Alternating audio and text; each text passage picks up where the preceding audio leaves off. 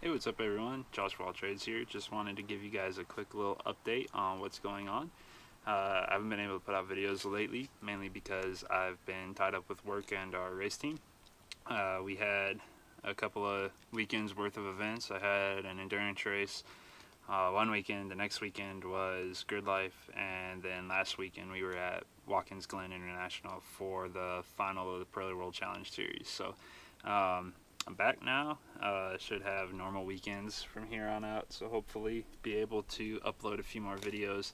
I've got a couple projects lined up. I got a new cart from Harbor Freight to put my forge on so that I don't have to carry it all out and use the stool anymore. I can just wheel it out on the cart, and so I'll have a quick little video putting that together, along with the fact that I have someone who wants to get a new forge, so I've got to weld up the doors and everything for that, and then I'll be hopefully doing some diagnostics on my truck too. So a couple of different videos that I might be able to get in the somewhat near future.